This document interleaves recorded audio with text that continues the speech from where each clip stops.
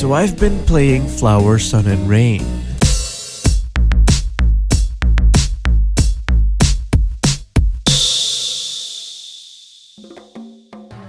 You know, having played just about all of the games Suda51 has made over the years, I've really begun to respect the bastard immensely. Sure, his creations are often a bit flawed or at least somewhat lackluster in more than one department, but I also can't really fault the guy as he makes up for it with just an insane amount of creativity. That said though, a lot of his games seem to value style over substance with only a few exceptions. And while I don't really care, I can totally see how people can be put off by it, especially if the style in question isn't appealing to you in the first place. Also, as much as I love the gameplay and humor of No More Heroes and the atmosphere and story of Shadows of the Damned, I still feel like he hasn't really topped or made anything quite like Killer 7. However, one of the games he's made before is said to be very similar. Well, not from a gameplay standpoint, but stylistically, Flower, Sun, and Rain seems to have a lot in common with Killer 7. But alas, the PS2 version of this game never got localized and only the DS port made its way overseas. So, yeah, because of that, I had to play it using an emulator. And while it ran perfectly fine for the most part, there are some things like performance and certain visual elements that I won't be commenting on. Either way, it's time to close the curtains, turn on the AC, and wear sunglasses inside to reflect your inner darkness, cause we about to get tropical up in this bitch. God, that was stupid. Now, before I started playing, a few things had me worried. 1. Well, it's a fully 3D rendered DS game, and those don't always make for the most playable experiences. 2. It's an adventure game and I'm a pussy, so that could mean that I'd be spending half of my time frustratingly reading a GameFAQs walkthrough. 3. And finally, the game didn't exactly receive the most positive reviews. Now, the last point doesn't necessarily have to mean anything. After all, most video game outlets from the mid-2000s were in a constant state of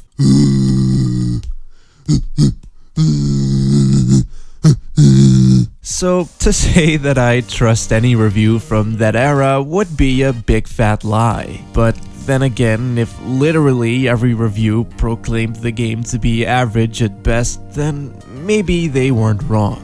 Anyway, the story of Flower, Sun, and Rain takes place on the island of Lost Pass. You play as Sumio Mondo, who, believe it or not, isn't an assassin. No, Mondo is a searcher, which means that he looks for people's lost property. This time he's hired by the Flower, Sun, and Rain Hotel to deter a terrorist attack. How exactly him looking for people's shit makes him the right man for the job above the local police or the military beats me, but it is how it is. As plot twists would have it though, things don't go exactly as planned. Mondo's hotel room turns out to be haunted, some asshole decides to 9/11 the mood, and pretty much everything goes to shit. However, when Mondo wakes up the next day, it is as if nothing had ever happened. Ooh, spooky. Now, I would just like to say that I fucking love the game's art direction. It has a cel-shaded style, but it's also a DS game, so it's low poly, low texture. So I guess you could argue if the game really looks like how it's supposed to look. I mean, there were quite some areas where I wasn't really sure what exactly I was looking at. But despite that, I still like it a lot. The roughness that is even rougher than the roughiest PlayStation games is almost an art style in and of itself. Well, to me anyway. And of course I played it because it reminded me of Killer 7 and, well, yeah, it does look very similar. Like the way the UI looks, all sleek and stylish and fancy, and it even has voice mumble, which I love, except when it's in a dialogue-heavy game. And holy shit, guys, this This game is dialogue heavy. Like, really dialogue heavy. Oh no. Thing is that the dialogue can really drag on for a bit too long with its exposition. And while it certainly has its charm, there were plenty of moments where I really wanted Mondo to just shut the fuck up. I mean, it kinda does that thing that Deadly Premonition does, where a character will mention their car or something and they'll just go on about the memories they have of it. However, Deadly Premonition was fully voiced and, above all, quite funny and charming. But this game isn't voiced at all, so you'll be listening to for the entire game. And also, it's not quite as funny as Deadly Premonition, so it ends up being just a teensy-weensy bit annoying at times. Especially when the exposition happens during moments where it might be inappropriate, like during a fucking tutorial. And that's also the thing. This is a point-and-click adventure game, so the dialogue is pretty much all the game has. I mean, this game is all about inputting codes to progress. So, no inventory puzzles or anything, just input code to open door. You do this at certain objects that'll seem interactable, highlighted by an exclamation marker on the touchscreen. The codes in question are acquired by talking to people and reading the in-game manual thingy. Unlike more traditional adventure games, however, you don't really get any kind of solid form of the code like a picture or a news article or something. No, all you get are just a few hints and tips and nothing else. It all comes down to your own deductive skills. Now, before you get to enter the code, you need to jack into the data matrix or some cyberpunky bullshit like that. Which basically boils down to, alright mate, like, pick a plug, and if it's wrong, nothing will happen. But if it's right, you get to dial the code. The game even outright tells you that there's no art or skill to any of this, it's just trial and error until it works. And then afterwards you just input the code given that you actually know the damn thing. Now, where the before mentioned exposition issue comes into play is when going about acquiring these codes. Which, as I said, is done by talking to people and reading shit to get clues that'll often lead to some kind of math equation. The problem is that the dialogue, while kinda clever and funny at times, is made pretty fucking tedious by the before mentioned voice mumble that'll endlessly drone on in monotone, and also because of the huge amount of exposition which I also referenced a few seconds ago. Thing is that the majority of the dialogue drastically interrupts the puzzling. Things like Mondo giving his presidential speeches before codage, or the fact that pretty much all characters will go on off-topic rants way too often are just really fucking annoying. Especially when you're desperately trying to remember an 8-digit code and you were just about to dial it in. Of course, I get that the game is trying to be funny and charming with its characters, and I will admit that it does a pretty good job. But it is very annoying when you're trying to do the solving of the mysteries.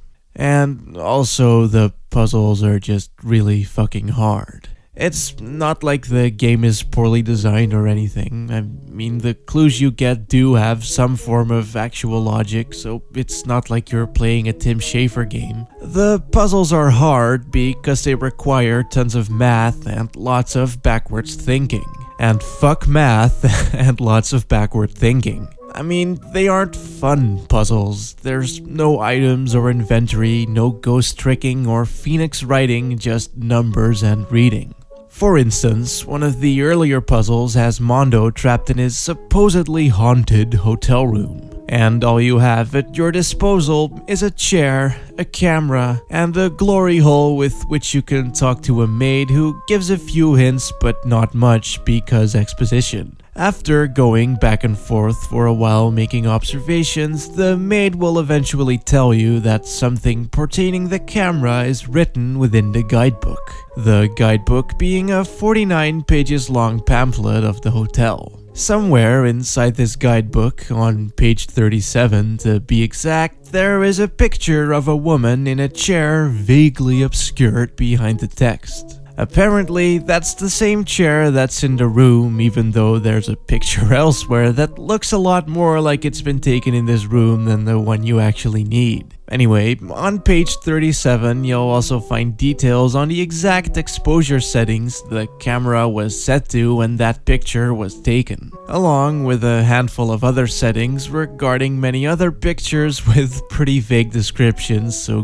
good luck finding it, bitch. But when you do find it, you just have to enter the numbers of the setting into the camera as if it were one big contextless blob of numbers. And when you do, the room will turn back to normal and some character who was only introduced minutes ago has some kind of sad farewell. Anyway, after having spent about 15 minutes trying to figure that shit out of my own, I decided that it was walkthrough time because I'm an impatient little bitch. Of course, not everyone will necessarily mind as much as I did, and like I said, I was able to figure out some of the puzzles on my own. But if it wasn't for the walkthrough, I really wouldn't have been able to finish this game. So it's a good thing then that the game does actually open up a little bit after the intro, as it starts to feel a bit less like you're just looking for codes and more like you're actually exploring. The times I enjoyed playing this game the most was when I was just walking around the hotel, which is also where the game's charm really starts to show.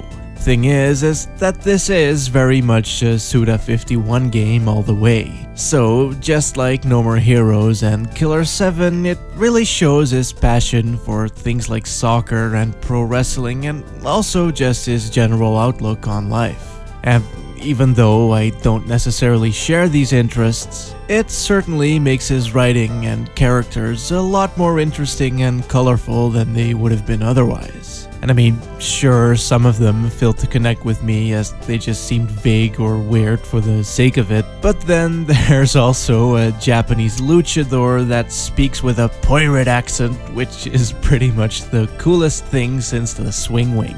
Also, once I stopped giving a fuck about the optional puzzles, opened up a walkthrough and started digging around the hotel, I really began to warm up to the game quite a bit. Thing is that the game has a very laid-back vibe that perfectly fits with the tropical island it's set in. I mean, the Flower, Sun and Rain Hotel is a vacation resort and it certainly feels like it. All of the music is jazzy and the characters are zany but not quite as in-your-face as No More Heroes' characters. And just the way that the game is structured just feels very slow and easygoing. Which is fucking awful when you're just trying to remember a bunch of numbers and you just want to get on with it. But when I stopped having to worry about any of that, I actually had fun. And because of that, I kind of feel like this game would have been better off being a visual novel instead of a full-on mindfuck adventure game. Like, it could still have the mystery solving and the snooping around, but just not quite as much numbers and math. Think of something like Danganronpa or the Phoenix Wright series. So, not just the dire experience of clicking through text boxes, but also not so much puzzling that it starts to disrupt the narrative and vice versa. I'm sure the camera would still be a giant asshole and you'll likely still be walking up and down the stairs 60% of the time, but at least you wouldn't have to be frustrated all the time while doing it. Overall though, I hesitate to call the game bad, but I also hesitate to really recommend it to anyone at all. As I said, I did enjoy parts of it, like some of the characters, the music, the overall vibe, and the story that, while slow, ends up being quite interesting. But I also realized that that isn't what ultimately makes a game. And the stuff that does make this game isn't really the stuff of legends. So yeah, unless you really like playing detective with little to no handholding, or really, and I mean really, like Killer 7, I highly doubt that you'd really be able to get any kind of enjoyment out of this game. However, belly dancing fat guy in a bunny suit. Bitch.